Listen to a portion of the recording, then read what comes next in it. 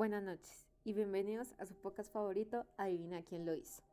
Este es un espacio creado para que ustedes escuchen, se diviertan y se adentren en el derecho y la lógica jurídica. En el episodio de hoy analizaremos la película Tesis sobre un homicidio, que se centra en el derecho penal. Realizaré un análisis detallado de la película, presentando hipótesis sobre el presunto asesino y los posibles medios de prueba que podrían ser útiles para determinar quién es el verdadero culpable. Pero antes de profundizar en el análisis, los pondré en contexto sobre la película. Roberto Bermúdez es especialista en Derecho Penal y profesor en la universidad. Su vida se ve alterada cuando cree que Gonzalo, uno de sus mejores alumnos en la universidad, ha sido el presunto autor de un brutal asesinato delante de la Facultad de Derecho.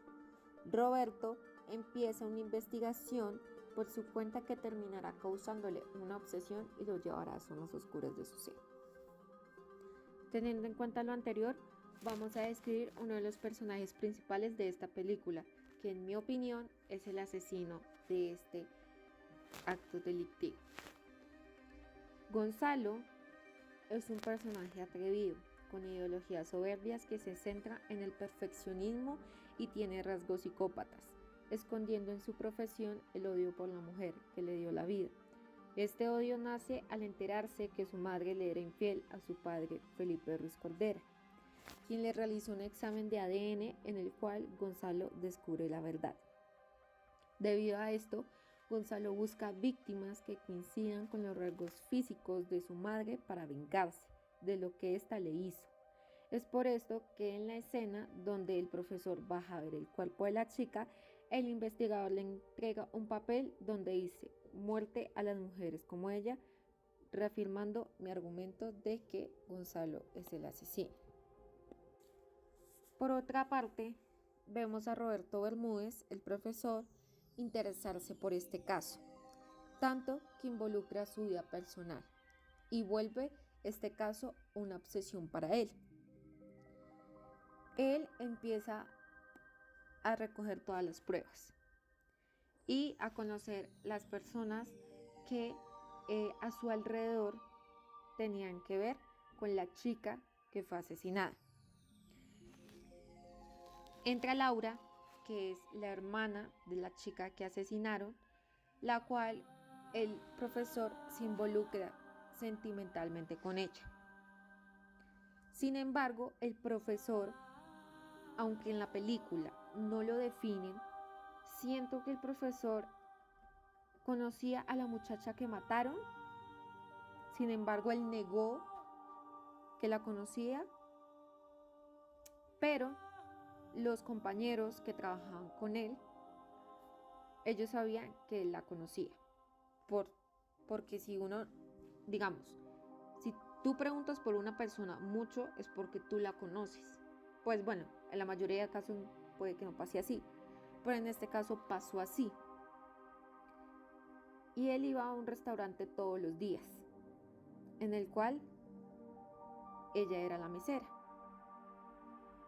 Y ahí fue cuando ellos dos se conocieron y se presume que tuvieron una relación sentimental. Pero bueno, esa es la descripción del profesor y la posible hipótesis que yo lanzo de por qué el profesor se interesó tanto en este caso que volvió en una obsesión que lo involucró más allá de lo personal y empezó a dañarse a sí mismo, tomando alcohol y imaginándose que él posiblemente pudo ser el asesino. Sin embargo, él no fue el asesino por la descripción que hicimos de Gonzalo y adicionalmente por las pruebas que a continuación voy a decirles que encontró el profesor. Al inicio de la película, Gonzalo le entrega un regalo al profesor como cumplido por dejarlo participar de su posgrado. En la escena siguiente no se muestra lo que Gonzalo le obsequió, ya que muestran al profesor abriendo una caja donde se encontraban sus libros. Pero analizando a fondo la película, concluyo que el obsequio era la mina espada de la justicia. Esa mina espada de la justicia fue con la que Gonzalo cortó el cuerpo de la mujer y se la obsequió al profesor porque éste quería que lo descubriera, dando bastantes pistas, como por ejemplo el día en que publicó sus libros con esa charla extensa y llena de información ideológica y comportamental de Gonzalo, y también en el museo. Además, como todos sabemos, Gonzalo brillaba por su inteligencia, por lo cual el día que le interrogaron, soltó un detalle muy sutil, con el cual el profesor descubrió que éste había estado en su casa y cuando fue a revisar, esta espada ya no se encontraba. Y aquí viene lo interesante porque le dejó con el separador del museo un mensaje en su libro, en el cual pues escribió el profesor, el cual decía: la ley establece el límite, el sistema judicial castiga a quien lo excede, pero la justicia permanece ajena, esperando una nueva víctima. Antes de finalizar la película, cuando el profesor pasa por un sitio donde estaban fundiendo metal, él inconscientemente ve la espada derritiéndose, pero en su afán porque a Laura no le pasara nada, Laura, hermana de la que asesinaron, sigue su rumbo.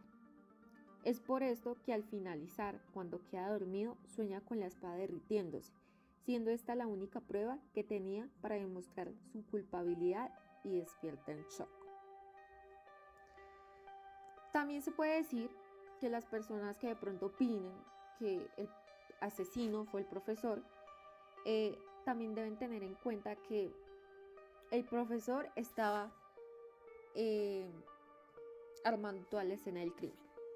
Compró los guantes, compró los líquidos, absolutamente como el asesino lo hizo, y con los materiales que el asesino utilizó según el dictamen forense.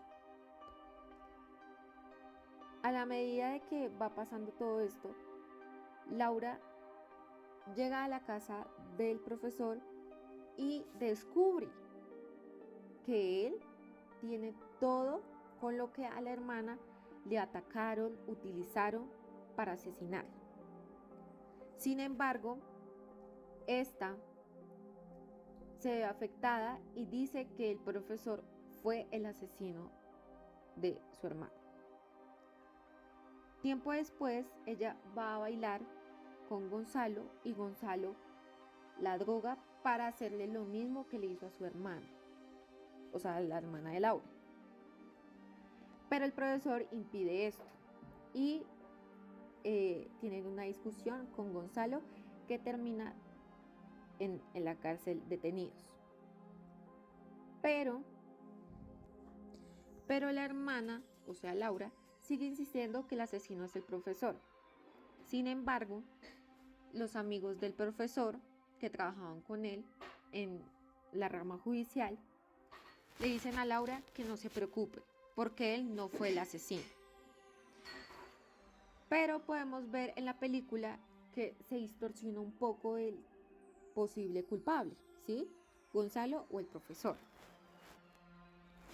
Concluyendo así que para mí, por las razones anteriores, digo que Gonzalo es el culpable y el profesor solamente hizo todo esto porque el caso se volvió tan personal para él y se obsesionó tanto con él que hasta llegó a pensar que él podría y él pudo ser el asesino, pero no fue así por las características, por los detalles mínimos que podemos visualizar en la película. Esa es mi opinión, no sé cuál sea la de ustedes. Sin embargo, todas las opiniones para este caso y esta película son totalmente válidas. Así que gracias por escucharme. Nos veremos en una próxima oportunidad, en un próximo capítulo de Adivina quién lo hizo. Y no se olviden darle like al podcast y seguirme. Gracias.